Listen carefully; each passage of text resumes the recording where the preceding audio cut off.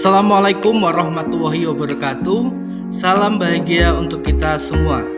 Perkenalkan, saya Zanuar Triwibowo, CGP Angkatan 10 dari SMA Negeri 1 Pecangaan Kabupaten Jepara, Provinsi Jawa Tengah. Pada kesempatan kali ini, saya akan mencoba untuk mendemonstrasikan secara kontekstual strategi dalam mewujudkan pemikiran Ki Hajar Dewantara yang berpihak pada murid dalam proses pembelajaran matematika di SMA Negeri 1 Pecangaan. Siapa yang tidak kenal dengan Ki Hajar Dewantara, pasti semuanya tahu dan kenal dengan filosofi beliau. Beliau adalah pelopor pendidikan bagi kaum pribumi di zaman penjajahan kolonial Belanda, di mana pada saat itu pendidikan hanya dapat dinikmati oleh segelintir kaum bangsawan atau pekerja Belanda saja. Melalui pendirian Taman Siswa, Ki Hajar Dewantara membuka kesempatan bagi seluruh rakyat untuk dapat mengenyam pendidikan yang tidak hanya untuk para prirai atau orang-orang Belanda saja, tapi para pribumi jelata pun berhak untuk memperolehnya. Dengan berdirinya Taman Siswa, membuka pintu gerbang ke arah kemajuan pendidikan di Indonesia.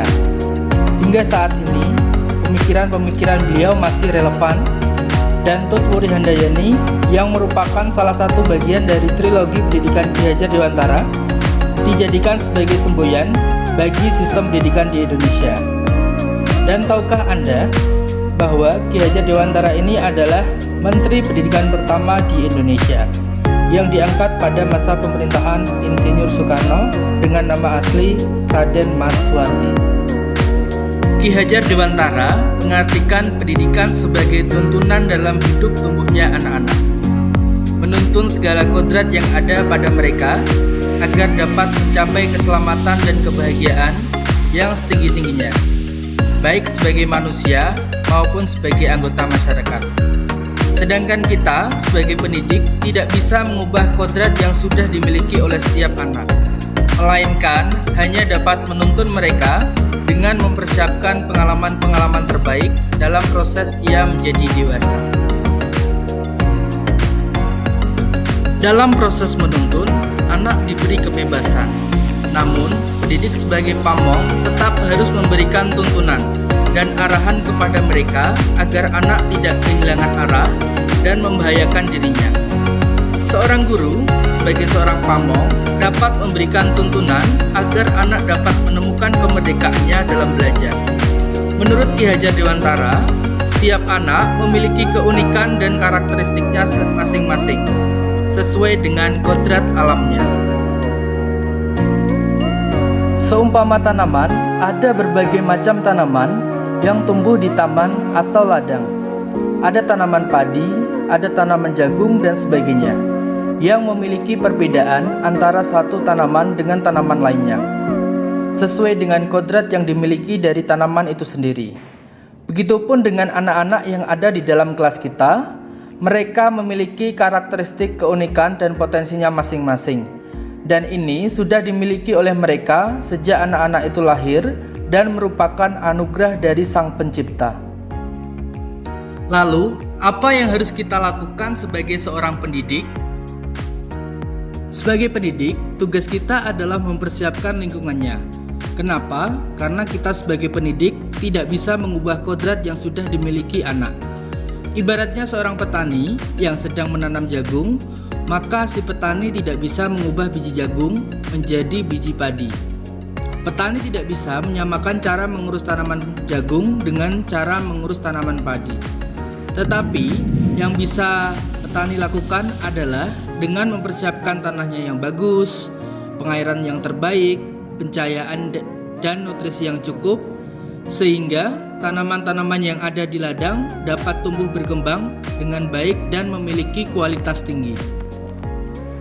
Begitupun dengan kita sebagai seorang pendidik yang harus memberikan tuntunan, perhatian dengan memperhatikan karakteristik dan kebutuhan setiap anak, agar mereka dapat mengeluarkan potensi secara maksimal dari dirinya sendiri. Pendidikan selain tidak dapat terlepas dari kodrat alam, juga tidak dapat dilepaskan dari kodrat zamannya. Artinya, pendidikan harus sesuai dengan zaman di mana anak itu lahir dan anak-anak harus disiapkan sesuai dengan zamannya. Sehingga kita dapat mempersiapkan anak-anak menjadi pribadi yang mandiri dan mampu berkontribusi pada masyarakat. Karena pada dasarnya pendidikan tidak hanya mengajarkan pengetahuan, tetapi juga mengajarkan karakter atau budi pekerti. Dan nilai budi pekerti atau karakter-karakter itu sebenarnya sudah ada dan tertanam dalam budaya kepribadian bangsa di setiap wilayah di mana tempat kita berada. Budi pekerti menjadi bagian penting dan tidak bisa terpisahkan dari pendidikan, juga pengajaran yang dilakukan oleh seorang pendidik. Pendidik harus mampu senantiasa memberikan teladan yang baik bagi anak didiknya dalam mengembangkan karakter atau budi pekerti melalui pembiasaan yang dapat dilakukan di lingkungan sekolahnya. Dari pemikiran Ki Hajar Dewantara ini, saya sebagai seorang pendidik diingatkan kembali bahwa pendidikan sejatinya harus berfokus pada anak. Hal tersebut yang harus kita lakukan sebagai seorang pendidik adalah menghormati dan memperlakukan anak dengan sebaik-baiknya sesuai dengan kodratnya. Kita harus mampu dan bisa melayani mereka dengan setulus hati. Di depan kita harus bisa memberikan contoh. Di tengah, kita harus bisa memberikan semangat, dan di belakang kita harus memberikan daya kekuatan bagi peserta didik.